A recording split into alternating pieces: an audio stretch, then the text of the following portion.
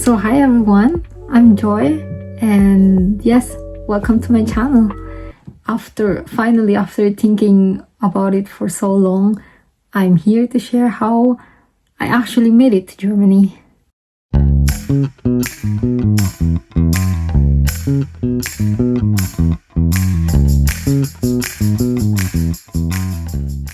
And we start with my life-changing and sometimes hilarious au pair journey.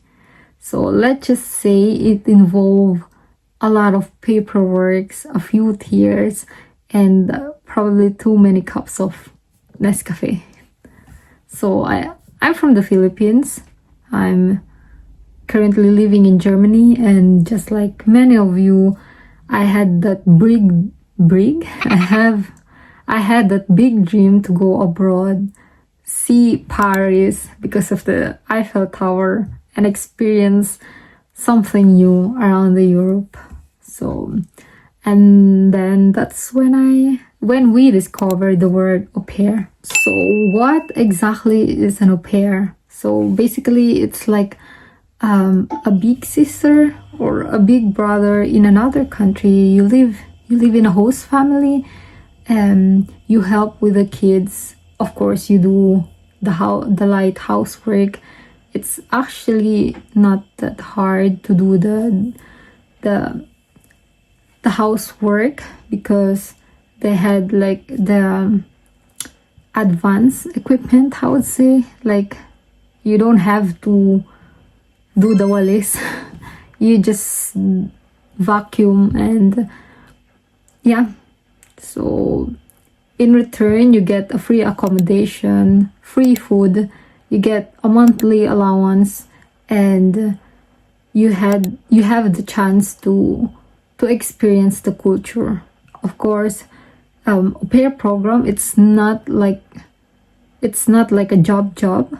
It's more like a cultural program, a cultural exchange program. So before, I was like cooking adobo for them and they did like it. So it's like, or as I like to call it, adulting with a German family and the pretzels. So how did I actually become one?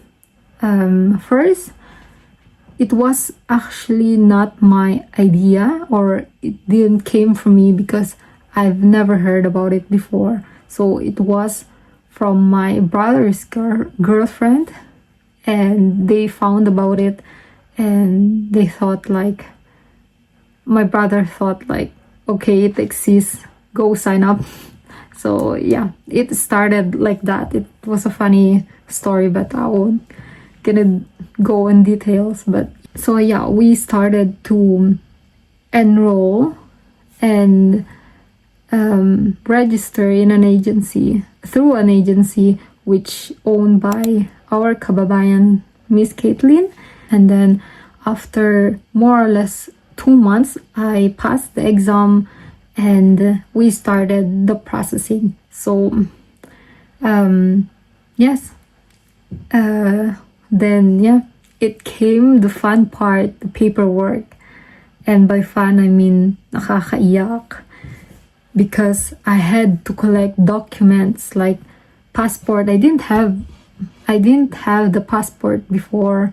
It's just like, because it was really so sudden and I didn't prepare from it. I wasn't prepared. So yeah, I collect documents like my passport, the contract from the host family, and yeah, the invitation letter, the motivational letter, and the proof that I know a bit of German, which is the A1 level, the basic level.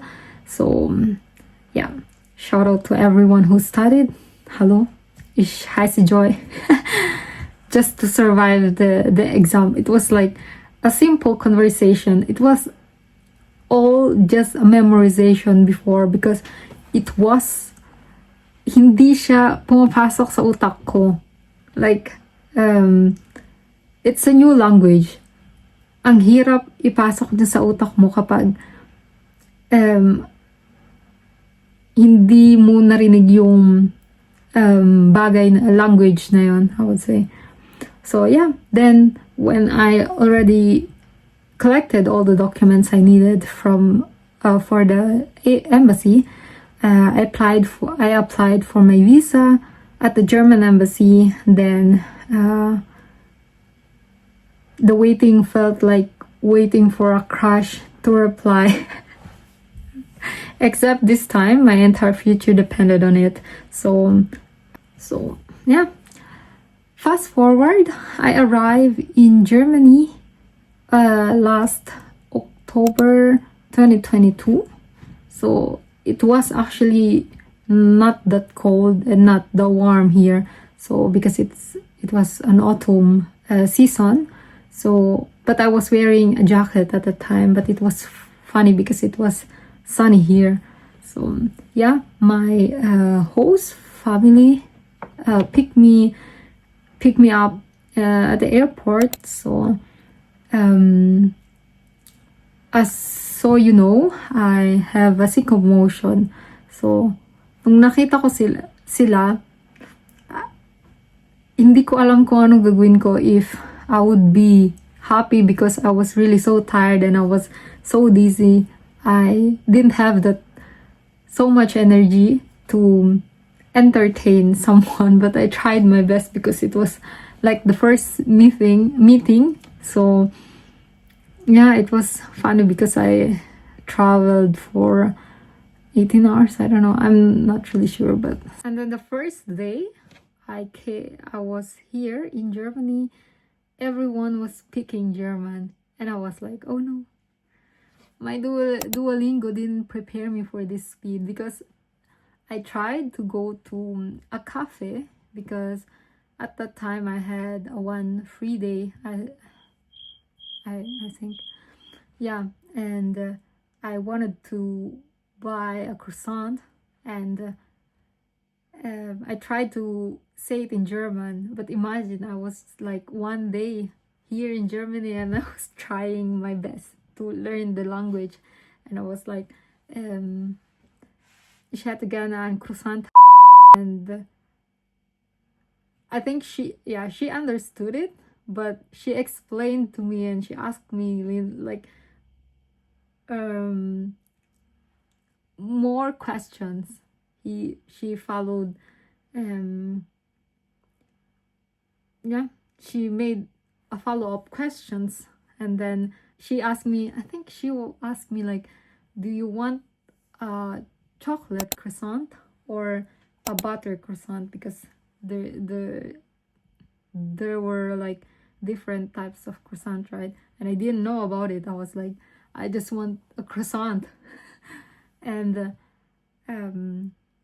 yeah, and then I changed the language because I said, no, can you speak in English, because I was just trying to make it casual, to talk like, to act like a real German, but it didn't work. Yeah.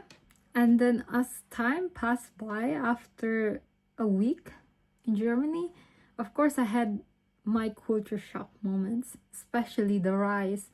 Germans love bread more than rice, and you know, in Philippines we eat every day rice, but yeah, and I was like, I want my rice, and they only eat, no, of course they also eat rice, but not every day, because yeah, they mostly eat potatoes and bread. And yeah, people are always on time, and I got used to it, right? I got used to it now because I'm always now on time, so no Filipino time anymore.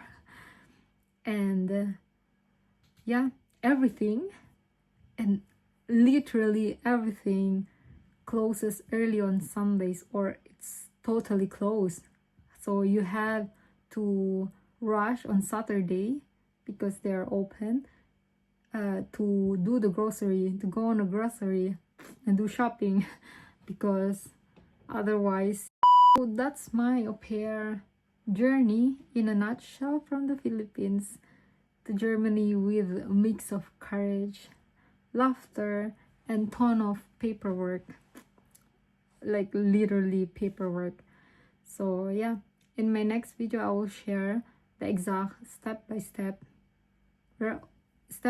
process on all the requirements, tips, and where I applied or where you can apply for it, and the do's and don'ts I wish someone told me before I started. So